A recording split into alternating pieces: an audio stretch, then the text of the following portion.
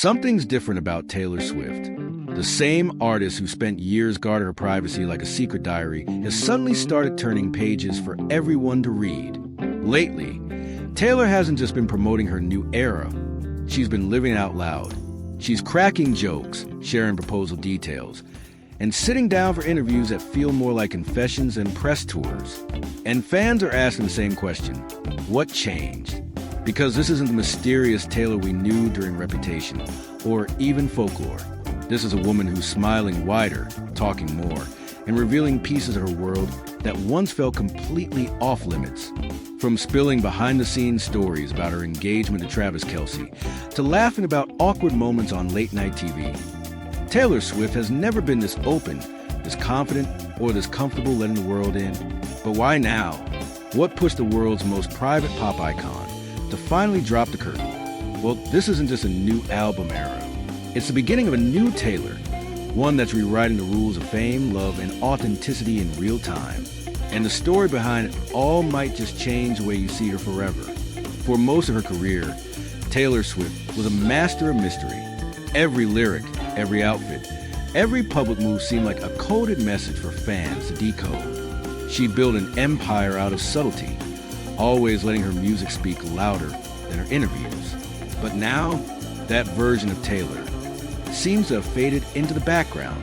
Over the past few months, we've seen a completely different side of her, one that laughs louder, shares freely, and doesn't seem afraid of being misinterpreted anymore. Gone is the artist who used to dodge personal questions with a polite smile. Instead, she's diving straight into them, talking openly about love, pressure, and what happiness actually feels like. It's almost jarring in the best way possible. For years, fans saw Taylor as a queen of control, always 3 steps ahead of the media, carefully choosing when and how to speak. But on this new press tour for Life with Showgirl, she isn't just promoting an album, she's revealing a mindset. It's like the walls that once separated Taylor the artist from Taylor, the person, have started to melt away. And the timing couldn't be more interesting. Coming off a massive world tour, a record-breaking year, and a public relationship with one of the biggest names in sports, Taylor isn't just adjusting to the spotlight, she's owning it in an entirely new way. Her voice sounds different now, lighter, freer, as if she finally stopped trying to be perfect. And that's the part that's fascinating. After 2 decades of maintaining the perfect image, she's realizing that being imperfect might actually be the most powerful move of her career. But when exactly did this shift happen? When did Taylor decide to drop the shield and speak like someone who no longer has anything to prove? That moment came during one unexpected conversation on a podcast of all places, and it changed everything.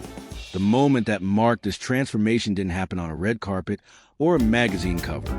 It happened on a podcast, one run by 2 brothers from Ohio. When Taylor appeared on New Heights, hosted by Travis Kelce and his brother Jason, fans didn't know what to expect. She'd never done anything like it before. 2 hours later, they were speechless. This wasn't the carefully composed Taylor we'd grown used to seeing in short, guarded interviews. This was Taylor, laughing, teasing, interrupting Travis mid-sentence, and sharing personal stories with a warmth that felt real. For years, she kept her romantic life wrapped in layers of privacy. But suddenly, she was recounting the moment she met Travis, joking about his iconic friendship bracelet move, and describing how the relationship unfolded, all without a PR filter in sight. You could hear it in her voice, the ease, the humor, the comfort being seen and supported instead of analyzed. It was as if she finally found a space where she didn't have to be Taylor Swift, the icon. She could just be Taylor. Fans flooded social media after the episode dropped, calling it her soft launch into authenticity. Clips went viral overnight. Not because of drama, but because she sounded like a woman genuinely in love, unguarded and proud of it. And for Travis, it was natural. He wasn't nervous or performative. He was himself. He told her stories. She told his. It wasn't an interview. It was a conversation between 2 people who just get each other.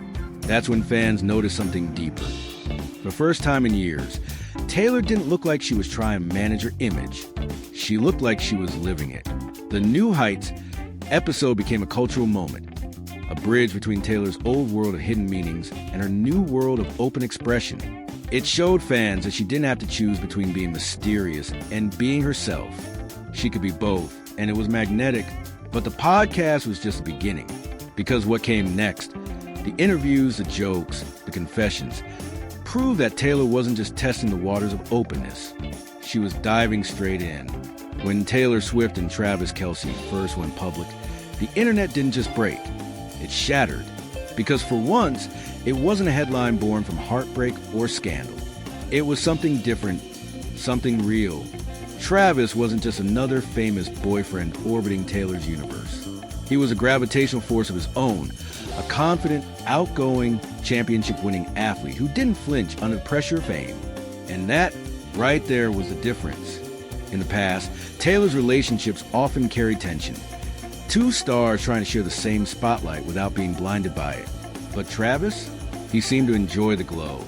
He didn't compete with it. He embraced it. "It's the life I chose," he said casually on CBS Mornings when asked about dating one of the most famous women in the world. "It comes with the territory."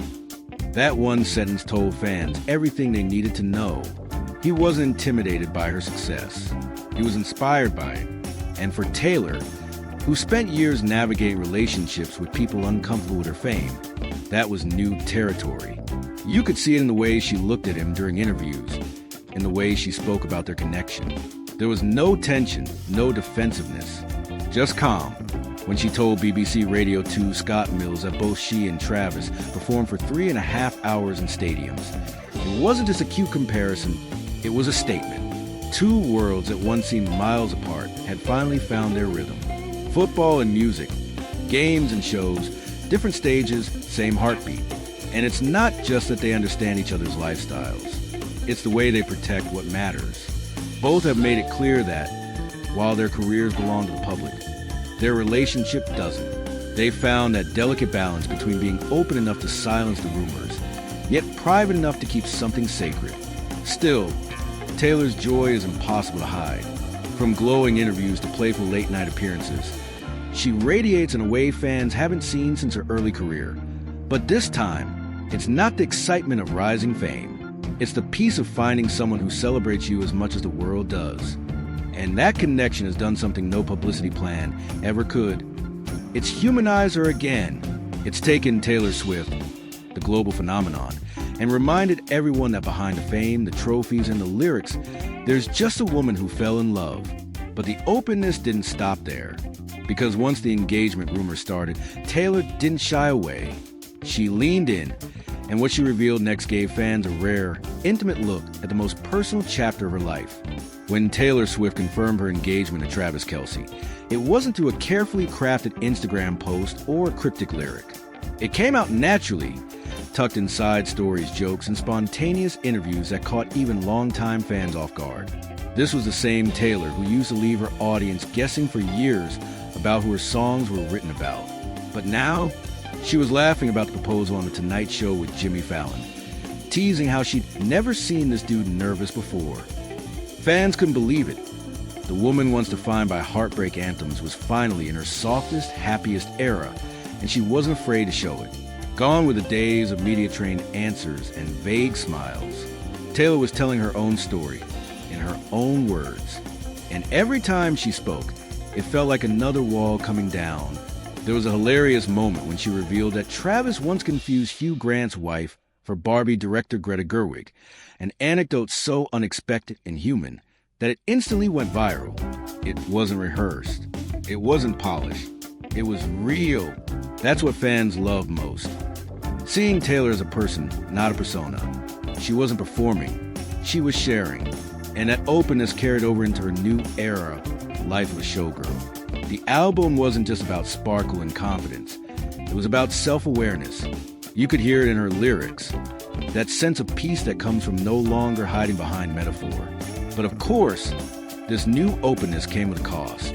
Some fans began questioning if Taylor had gone too public, if she was revealing too much about her relationship and private life. And when a radio host asked if she planned to retire after marriage, she didn't hold back. That's a shockingly offensive thing to say. She shot back, clearly stunned. It's not why people get married. To quit their job. I love what I do. And I love that he loves what I do. It was raw, unfiltered emotion, the kind of genuine reaction that Taylor once would have hidden behind a polite laugh. But this time, she said exactly what she felt, no apologies. That's when it became clear. This isn't a PR phase or a calculated image shift. This is Taylor reclaiming her voice, not just as an artist, but as a person. The same honesty that made her a global icon is now shaping her personal life, too. And the beauty of it all? She's letting the world watch it happen. But being open also means being vulnerable. And as Taylor started speaking her truth more freely, not everyone was ready to hear it. Because with transparency comes chaos. The brighter Taylor's happiness glowed, the louder the noise around her became. Because in the world of fame, joy doesn't come without judgment. As soon as Life of a Showgirl dropped, critics did what they always do. They dissected every lyric, every outfit, every smile. Some praised her for being bold and self-aware. Others accused her of being too self-satisfied, or worse, out of touch. But this time, Taylor didn't stay quiet. She faced the chaos head-on, and she did it with grace. On Apple Music's Zane Lowe show, she spoke with the kind of calm that only comes from someone who stopped chasing everyone's approval. "I welcome the chaos," she said. "If it's the first week of my album release, and you're saying either my name or my album title, you're helping." It was a perfect response, confident without being defensive, sharp without being cruel. And that line instantly became a viral quote, the kind that ends up all over fan edits and TikTok reels. Taylor wasn't angry at the noise. She was using it, because at this point in her career, she understands that attention, good or bad, is still energy, and she knows exactly how to turn it into momentum. Even more surprising was her honesty about criticism itself. "I'm not the art police," she told Lowe. "Everyone's allowed to feel how they want. Our goal as entertainers is to be a mirror." That statement shifted the conversation. It wasn't about defending herself anymore. It was about understanding the audience. Taylor knows that art, at its best, reflects both admiration and discomfort. And maybe that's why she's more at peace than ever. Because she stopped trying to please everyone and started focusing on truth. But not everyone took it that way. Some longtime fans began debating whether Taylor's happiness meant the end of her relatable heartbreak era. They missed the melancholy, the pain, the poetry born from loss. Still, others saw something deeper. That maybe, for the first time, Taylor wasn't performing heartbreak for the sake of art. She was living wholeness. And the irony, that honesty, that willingness to be content, to smile, to not be broken, turned out to be her most controversial move yet. Because in a world addicted to drama, peace can look rebellious. But Taylor wasn't done challenging expectations. Her next move, and the reaction it sparked, would prove that this new openness wasn't a phase. It was a full-blown transformation. For years, Taylor Swift built her empire on emotional connection. She was the girl who cried, the woman who healed, the artist who turned heartbreak into history. Fans didn't just listen to her music. They lived it. Every breakup lyric became a personal anthem. Every cryptic clue felt like a message written just for them. But now, Taylor wasn't the broken girl anymore. She was engaged, glowing, grounded. And for some, that happiness was hard to process. Because when you've been raised on All Too Well and Back to December, what happens when your heroine stops bleeding on the page? That's where the backlash began. Some critics accused her of being too perfect, too scripted, even too comfortable. Others claimed her love story with Travis Kelce made her less relatable, as if Joyce somehow made her less real. But here's the twist. Taylor's never been more authentic than she is right now. She's no longer performing pain. She's living truth. Her laughter on talk shows, her candid comments about Travis, her comfort in being seen, all of it reflect a woman who's learned to stop editing herself for the sake of others. It's not that she's changed. It's that the audience has to catch up. Because for some people, seeing a woman happy in her success, her love, her fame, that's harder to digest than watching her cry over a guitar. Taylor's relatability used to come from heartbreak. Now it comes from healing. And that evolution makes people uncomfortable because it forces them to confront something bigger. What if the story doesn't end with a breakup? What if it actually begins with self-acceptance? Of course, Taylor's not naive. She knows that the internet will spin every smile, every gesture, every lyric into headlines. But this time, she's not running from it. She's standing in it, owning the narrative, shaping it in real time. And in doing so, she's rewriting what relatable even means. Because maybe being relatable isn't about crying on your bathroom floor anymore. Maybe it's about being strong enough to say, I'm happy and I earned this. For Taylor Swift, that's not just growth, it's revolution. Taylor Swift has spent her entire career telling stories.